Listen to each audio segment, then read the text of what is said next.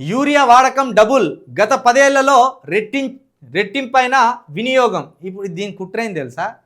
Urea వాడద్దు అని చెప్పదలుచుకున్నారు. వెలుగు పేపర్ ద్వారా ముఖ్యమంత్రి గారు తన నోటి ద్వారా మాట్లాడలేక వెలుగు పేపర్ నోటి ద్వారా మాట్లాడిపించే కుట్ర. ఎందుకంటే యూరియా వాడొద్దు అని ముఖ్యమంత్రి గారు అన్నారు అనుకో, నువ్వు యూరియా ఇచ్చే శాతన కాక యూరియా వాడొద్దని చెప్తానవా నువ్వు?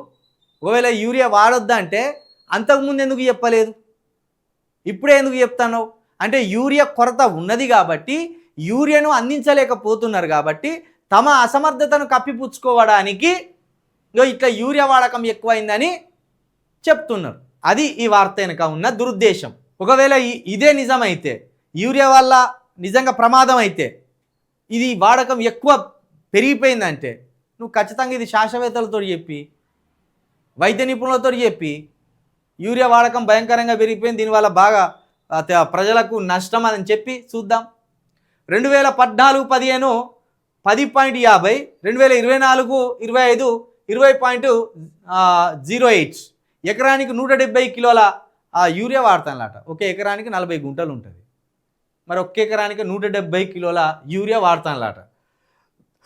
ఒక ఆరోగ్యం దెబ్బతింటుందని భూములు చౌడుగా మారుతాయని చెప్తున్నారు. ఇది ఇప్పుడే గుర్తుకొచ్చిందా? యూరియా దొరకని సమయంలో యూరియా డబ్బులు వాడుతున్నారని గుర్తుకొచ్చిందా ఈ రాష్ట్ర ప్రభుత్వానికి? గంత ప్రేమ ఉంటే మరి 2024-25 ఎందుకు చెప్పలేము ముచ్చట? 2023 ఎందుకు చెప్పలేము ముచ్చట? మా ఆరోగ్యాల మీద మీకు అంత మమకారం ఉంటే ప్రమాదాన్ని ముందే ఎందుకు చెప్పలేదు? ఇప్పుడు యూరియా దొరుకుతలేదని రైతులు అవగోసపడుతున్న ఈ సమయంలో చెప్తున్నారు. రాష్ట్రంలో రైతులు పరిమితికి మించి యూరియా వాడుతున్నారు. అది ముచ్చట, అసలు ముచ్చట ఇది. యూరియా దొరుకుతలేదురా అని చెప్పలేక యూరియా వాడకండ్రా అని చెప్తాను. ఇక రాష్ట్రంలో రైతులు పరిమితికి మించి యూరియా వాడుతున్నారు. దేశవ్యాప్తంగా ఎకరానికి సగటున 100 నుంచి 120 కిలోల యూరియా వాడకం ఉండగా తెలంగాణలో ఇది 170 కిలోలకు చేరింది. యూరియా ధర తక్కువగా ఉండడం, ఎంత ఈ యూరియా వేస్తే అంత ఎక్కువ దిగుబడి వస్తుందనే అపోహ వల్లే రైతులు అవసరానికి మించి వాడుతున్నారని వ్యవసాయ శాస్త్రవేత్తలు చెప్తున్నారు. ఏదో ఒక శాస్త్రవేత్తను మరి లైవ్ పెట్టి చెప్పి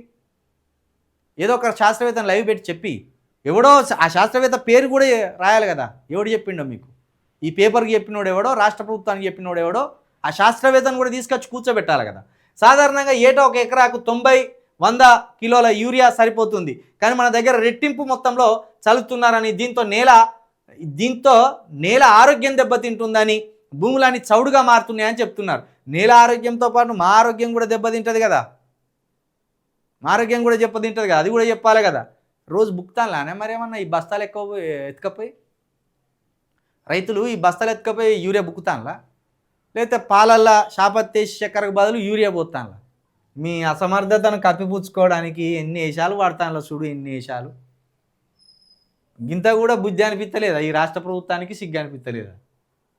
యూరియా ఇయ్యలేక యూరియా వినియోగం భారీగా పెరిగిపోయింది, నేలలు దెబ్బతింటాయి, నేలల ఆరోగ్యం దెబ్బతింటుంది. అబ్బా, నేలల ఆరోగ్యం మీద ఉన్న శ్రద్ధ మా మనుషుల ఆరోగ్యం మీద లేకపోయా మీకు?